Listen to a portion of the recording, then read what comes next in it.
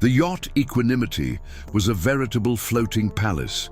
It was almost 100 meters long and had its own cinema, helipad, and mosaic pool on board. However, in a quiet Indonesian port, it became not a symbol of luxury, but the main material symbol of crime. The yacht belonged to Low JHO, whose name soon became associated with the most daring and large-scale financial robbery in history. By June 2018, Low had disappeared, but the damage he had caused was truly colossal. We are talking about more than $4.5 billion stolen from the State Development Fund of an entire country. These funds, intended for the development of Malaysia, were not hidden in bank accounts. They were invested in luxury real estate in Manhattan, financing high-profile Hollywood films and wild parties in Ibiza, where champagne flowed freely. How did one seemingly inconspicuous man manage to pull off a scheme that made him billions and jeopardized an entire sovereign wealth fund? This question plagued investigators at the US Department of Justice, who took on the task of investigating the tangled situation. JHO Law was initially just a shadow. He accompanied princes and billionaires, acting as a modest intermediary. His inexplicable access to vast wealth went unnoticed. Behind this mask was a genius who had created a financial web so complex and multi-layered that only the combined efforts of several world powers could destroy it. Low did not limit himself to ordinary theft. He used banks, auditors, and high-ranking officials as pawns in his game worth billions. His financial machinations were securely protected not only by his own mind, but also by the silence of those who held the highest positions in Kuala Lumpur. When the Equanimity was detained and taken out of Indonesian waters, the whole world realized the magnitude of what had happened. The investigation revealed that the robbery was only the first step in catching the criminal. JHO Low himself had already disappeared, evading justice with the same dexterity with which he had committed his criminal theft of billions. Low JHO was born into a wealthy Chinese-Malaysian family on the island of Penang. Although his family tried to stay out of the public eye, his grandfather, Tan Sri Dato Lau Meng Tak, was a well-known businessman from China. From childhood, Low lived surrounded by wealth, which gave him access to prestigious educational institutions and elite social circles. Studying at the prestigious Harrow School in the UK was the first significant step in his life that defined his ambitions and helped him build a wide network of contacts. Far from Asia, he began to establish useful connections with the children of influential politicians and businessmen from the Middle East and Southeast Asia. Lacking macho charm or brilliant academic achievements, Low attracted the attention of these circles thanks to his financial generosity and communication skills. After graduating from Harrow, Low enrolled at the Wharton School of Business at the University of Pennsylvania, recognized as a leader among the world's financial universities. At Wharton, he continued to hone his networking skills, presenting himself not as an ordinary student, but as someone with the ability to solve any financial problem. He masterfully positioned himself as a bridge between his wealthy Asian and Middle Eastern friends looking for investment opportunities and the American financial sector. By 2006, after graduating from Wharton, Low returned to Malaysia with ambitious plans to leverage his connections. He immediately set about creating the Terengganu State Development Fund, which later evolved into the well-known One Malaysia Development Berhad, or 1MDB. This move was a turning point. Without holding any official position in the fund, Low began to act as an unofficial advisor and intermediary. Thanks to his connections with high-ranking officials in the country, including future Malaysian Prime Minister Najib Razak, he skillfully used his influence. Low skillfully used his personal connections and ability to attract funding, which allowed him to gain the trust of the political elite. By creating an image of a financial genius capable of attracting large foreign investments, especially from wealthy Arab sheikhs whom he had known since his student days, he was able to gain access to public funds. In 2009, the 1MBD fund was created with the stated goal of promoting strategic investment in Malaysia. However, Low Taek Joe did not see it as a tool for development, but rather as an ideal way to get rich. He developed a cunning scheme based on multi-level transactions and the creation of fictitious companies in offshore jurisdictions. This complex system was designed to conceal the traces of cash flows as much as possible. In 2009, the first major transaction took place when MDB entered into a joint venture with the Saudi energy company Petro Saudi International. The fund invested $1 billion in this venture. A few weeks later, about 700 million of that amount was transferred to the account of Good Star Limited, a company registered in the Seychelles. Law had complete control over the company. This was his first major success, confirming the effectiveness of the whole idea. None of the fund's representatives were interested in why such a significant portion of the investment had been transferred to a shell company that had nothing to do with the deal. Subsequently, Law used this tactic constantly. Every new MDB loan or investment project was accompanied by the transfer of huge sums to his offshore accounts. As the amount of stolen funds increased, so did the need to integrate them into the global economy.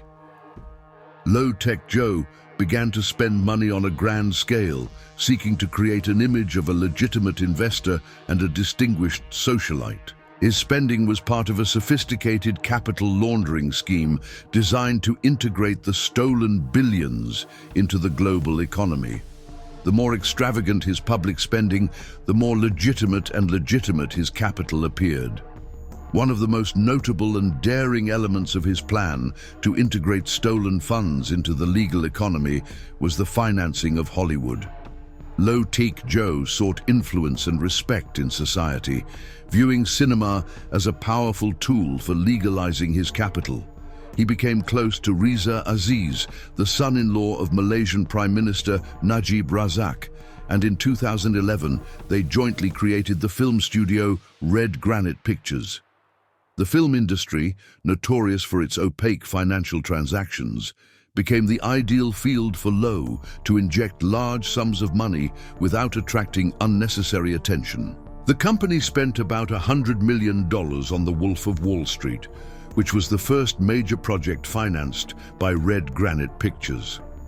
A subsequent investigation by the US Department of Justice determined that these funds had been obtained from the OMDB fund. The investigation revealed that financing Hollywood brought Low Taek Joe two significant benefits: the legalization of a significant portion of the stolen money and the opportunity to socialize with high-profile celebrities. He organized extravagant parties in Las Vegas and New York, attended by celebrities such as Leonardo DiCaprio, Jamie Foxx, and Paris Hilton. He generously showered his guests with expensive gifts and paid for their participation in the events. Actor Leonardo DiCaprio received a painting by Pablo Picasso and an Oscar statuette that once belonged to Marlon Brando as gifts. All of these gifts, purchased with stolen funds, were intended to reinforce his image as a philanthropist and legitimate billionaire, distracting the public from the real source of his wealth. Simultaneously with his activities in Hollywood, Low Taek Joe actively acquired luxury assets, which were the material manifestation of the stolen money. He owned luxury real estate in Beverly Hills and Manhattan, and his most notable acquisition was the $250 million superyacht Equanimity. This yacht, which symbolized his impunity and financial power, was often captured by paparazzi cameras, showing him alongside world celebrities on board. Investigators later discovered that the funds for the purchase of this yacht, as well as other assets, were transferred through a chain of companies ultimately owned by the 1MDB fund.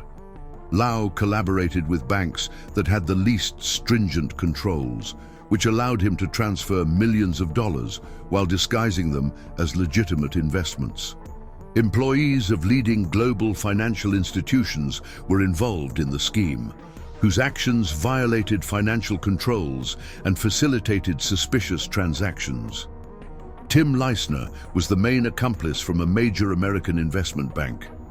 His assistants played a decisive role in organizing the issuance of MDB bonds worth billions of US dollars. The bonds were successfully sold to investors, but instead of being used for the development of Malaysia, part of the proceeds went into the pockets of Low and his associates. When the amount of stolen funds exceeded $4.5 billion, the scale of the fraud could no longer be concealed.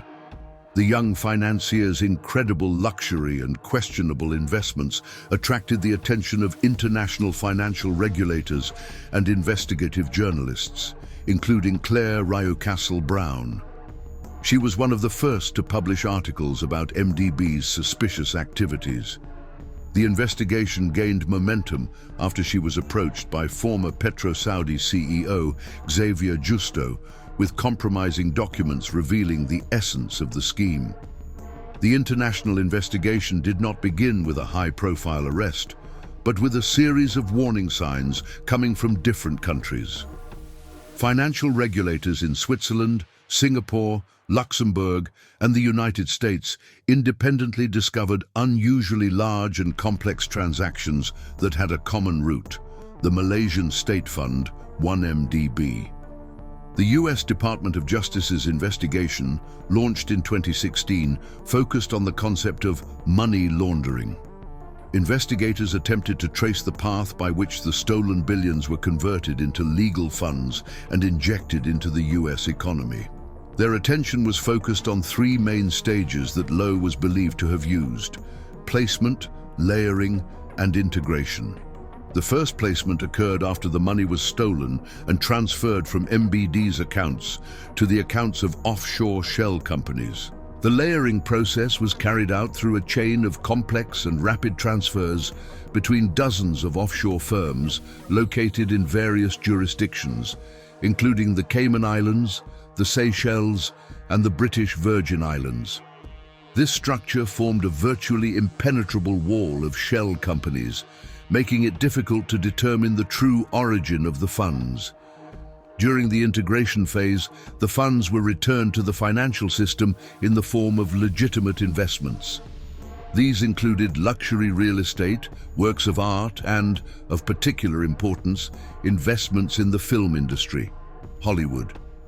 Investigators not only carefully studied bank transfers, but also analyzed Low's purchasing habits, which were a direct indication of money laundering. Particular attention was paid to the transfer of hundreds of millions of dollars to the personal bank account of Prime Minister Najib Razak. These transfers, which Low disguised as donations from the Saudi royal family, served, according to the investigation, as a way to ensure political protection for his financial machinations. A key factor in this case was the cooperation of senior employees of a major American investment bank, in particular banker Tim Leissner. Leissner, who held a senior position in the 1MDB trading department, received illegal payments for assisting Law in organizing bond issues while deliberately ignoring financial control rules.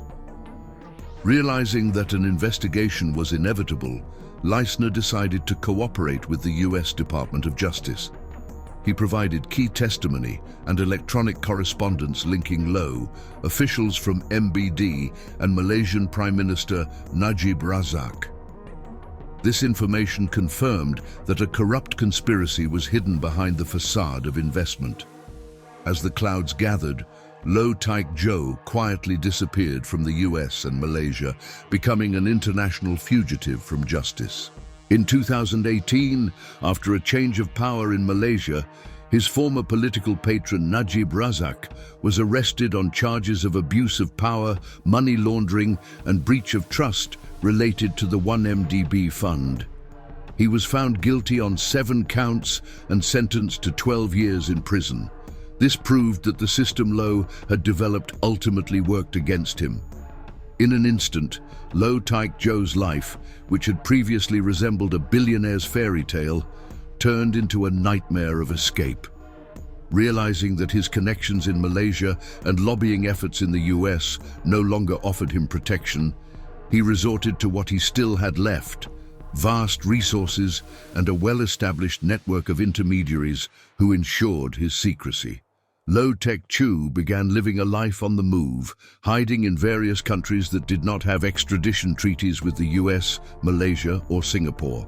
According to journalistic investigations, Low traveled between China, the United Arab Emirates, and other countries in private jets to ensure his safety and avoid arrest. Some sources report that he used fake passports. To hinder the work of law enforcement agencies, he spent his fortune on hiring the best lawyers and private security agencies. His existence was reduced to carefully planned logistics and constant control over his remaining resources. The stolen billions could not provide him with a permanent refuge. Life in exile, deprived of the opportunity to legally return to civilized society, became a cruel punishment for him. Meanwhile, international organizations, in particular the US Department of Justice, launched an unprecedented process of returning assets stolen by JHO. They filed numerous civil forfeiture lawsuits claiming that the assets were purchased with funds obtained illegally, i.e., withdrawn from the 1MDB fund. This process, known as civil asset forfeiture, allows US authorities to seize and sell property without waiting for JHO's arrest. Investigators methodically untangled the web of his assets. At the request of the US, Indonesian authorities confiscated the superyacht Equanimity, which was then transferred to Malaysia. In 2019, the Malaysian government sold the yacht for $126 million, marking one of the first significant recoveries. Artworks purchased by Low, including paintings by Picasso and Jean-Michel Basquiat, were seized. The confiscated items also included jewelry given to the wife of Malaysian Prime Minister Rosmah Mansor. Red Granite Pictures, recognizing the impossibility of legal opposition, agreed to pay the US $60 million as part of a civil forfeiture settlement. The studio acknowledged that the film The Wolf of Wall Street was financed with funds belonging to MDB. By 2020, the US Department of Justice reported that it had returned or facilitated the return of more than $1 billion in assets related to the 1MDB case. This made it the largest investigation in US history to recover funds stolen through corruption.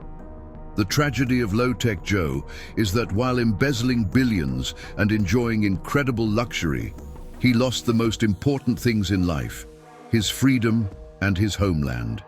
His carefully constructed world collapsed, depriving him of his homeland and legal status. He became a prisoner of his own wealth, an eternal ghost pursued by justice around the world. After JHO realized that an international investigation had been launched and his patrons had lost their absolute power, he went completely underground. His tactic was extremely simple and was based on his main asset, money. He invested it in creating a complex system that guaranteed his physical safety and legal protection. Low sought to remain in jurisdictions that either had no extradition agreements with the US and Malaysia or had a political interest in not cooperating with them. He disappeared from public view and ceased direct communication, preferring to use a network of trusted intermediaries, lawyers, and security guards to manage his affairs and remaining assets.